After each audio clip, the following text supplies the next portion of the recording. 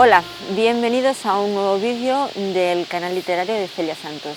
Hoy nos hemos venido de excursión hasta Cambrils, este escenario tan bonito, para entrevistar al que está siendo, o ya es, uno de los autores revelación de este 2016, Jordi Ledesma. Jordi, buenos días Hola, y buenos gracias días por estar con nosotros. a vosotros. Vamos a hablar de tu última novela, Lo que nos queda de la muerte, que es una novela que cuenta una historia y la novela, bueno, en la novela se cuenta, arranca prácticamente con un asesinato, pero a raíz de ese asesinato pues, se desarrolla toda la historia, pero el asesinato prácticamente es lo de menos, ¿no? Es un ejemplo de que un muerto, un crimen, no es lo más importante en una buena novela negra. Sí, creo que sí. No necesariamente una novela negra tiene por qué contener un muerto. Y a mí algo que me gusta hacer es desligar lo que es novela negra, estrictamente negra, de novela policíaca. Y supongo que en mis anteriores novelas también ya pasaba. Lo importante no es quién ha matado al muerto, quién ha matado o quién ha cometido el asesinato, sino los factores que lo rodean y las motivaciones que empujan a la gente que lo presencia, podríamos decir. En la novela hay droga, violencia, asesinatos, abuso de autoridad, caciquismo. Todos son elementos, bueno, que componen la novela, pero no son el eje principal de la historia. ¿Cómo consigues ese equilibrio? Creo que una de las virtudes de la novela es que todo sucede a la vez. Y supongo que me ha ayudado a eso el descargar y que sea muy coral, ¿no? Hay muchos personajes y sí que quizá la figura del comandante, Lucía, lleven más peso sobre la novela.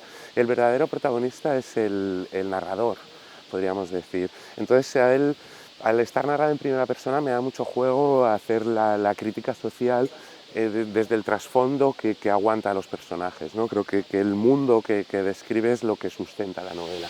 Ajá, crítica social, a eso vamos. La historia transcurre en un pueblo de la costa, que bueno, pues podría ser Cambrils, como estamos, pero podría ser cualquier otro, ¿no?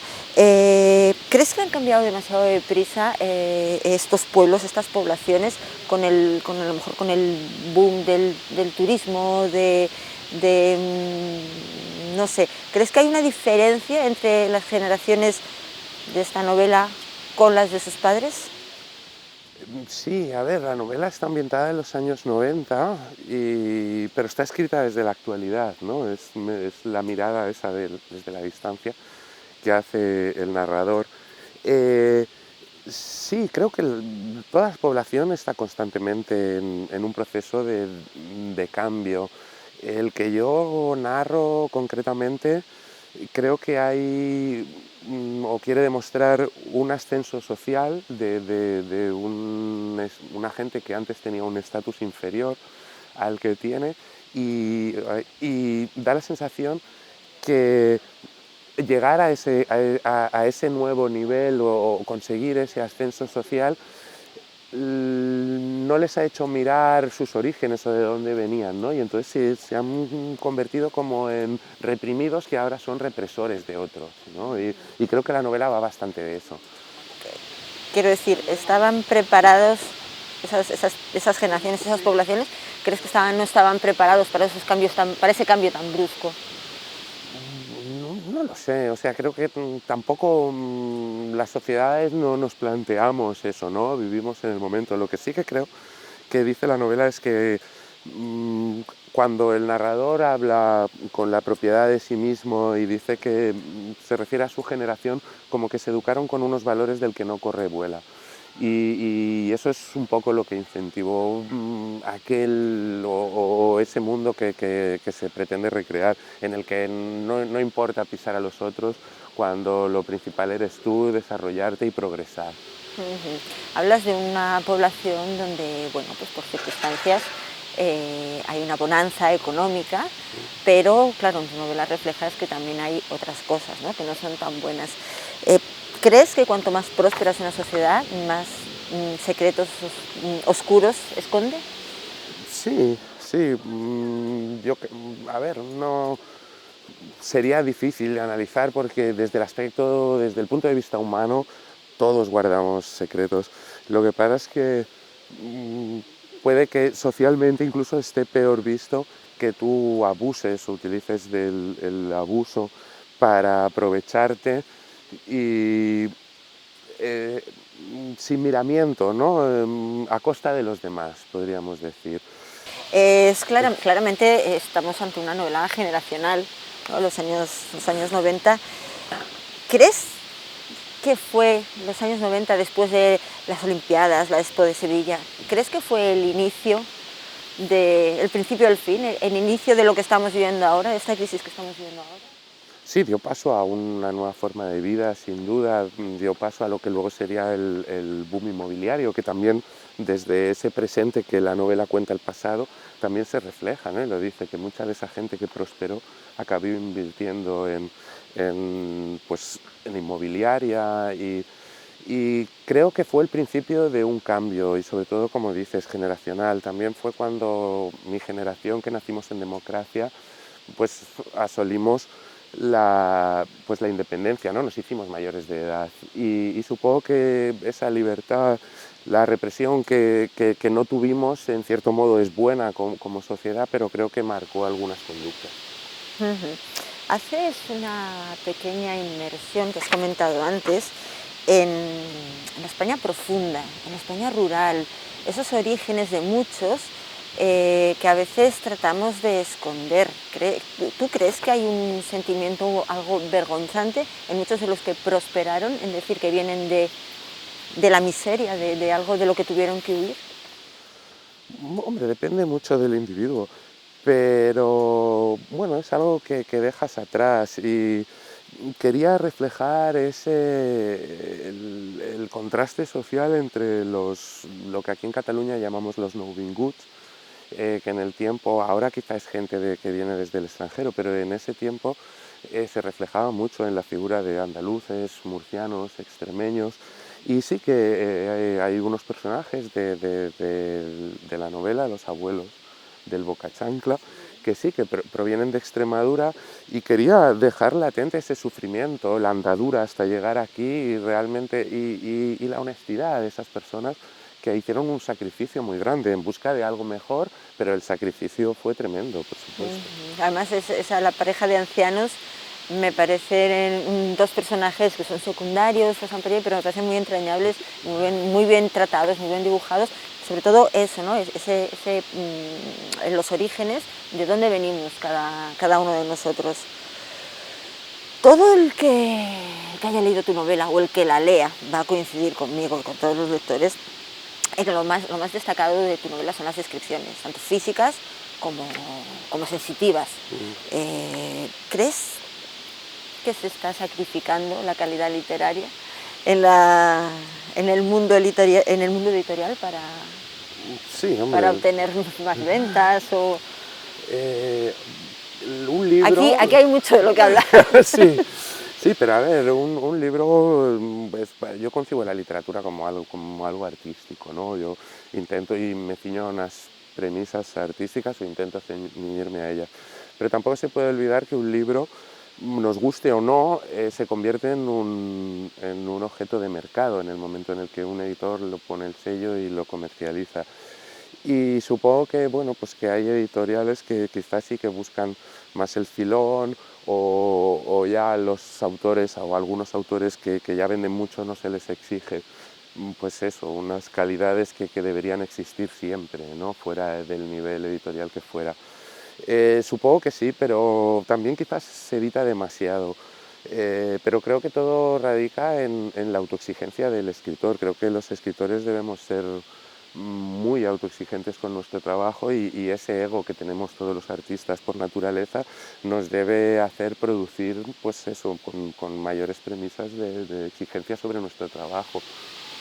Se habla de la calidad de lo que se escribe, de la calidad de lo que se publica, pero se habla muy poco de la calidad de la educación literaria que se tiene que dar a las personas desde niños.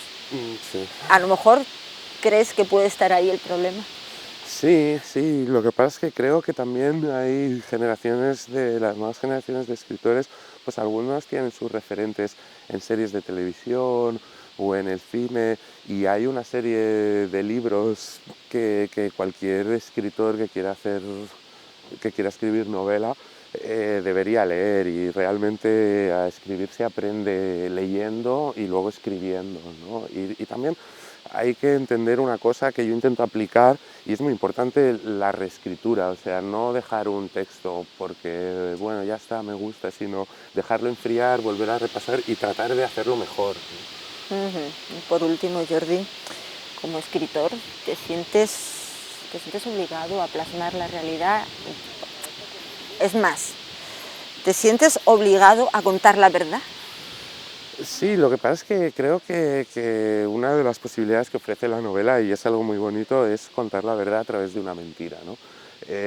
Recreamos una ficción, algo que no ha pasado o pasará en nuestra imaginación o en el contexto de lo que es una novela, y a través de esos personajes que no han existido y esas situaciones que no han tenido lugar, sí que explicamos una realidad y una verdad que existe en el mundo en el que convivimos. Creo que eso es la base del realismo literario, y yo intento hacer realismo. Sí.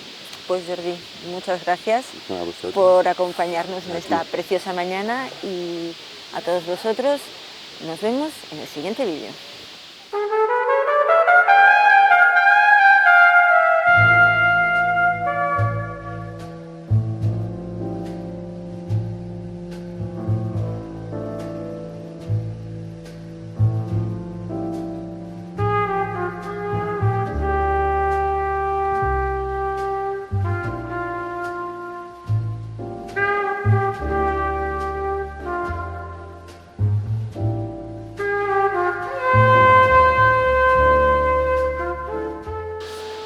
Era casi nuevo el pavimento del Paseo Lluís Companys.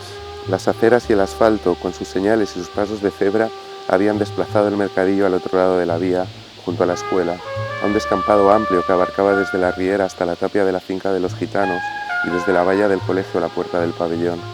Había que pasar por debajo de los puentes del paso elevado del tren, en cuyos muros una pintada decía: «Tracy Lords es mi madre». El día de mercado no cambió, continuó siendo los miércoles de 9 a 2, y cada miércoles a las 2:30 había guerras de tomates y otras frutas medio podridas que se quedaban despreocupadas con intención por los tenderos. Pronto se aprobaría un proyecto para levantar el Instituto de Bachillerato y el nuevo ayuntamiento al abrazo de esa explanada que devenía en campo de batalla cada miércoles a las 2:30 de la tarde, hiciera frío o calor, fuera día de escuela o no. Esa explanada que tantas veces crucé junto a López y Quílez, camino de la parte trasera del pabellón, donde nos juntábamos para fumar cigarrillos antes o después de cualquier clase.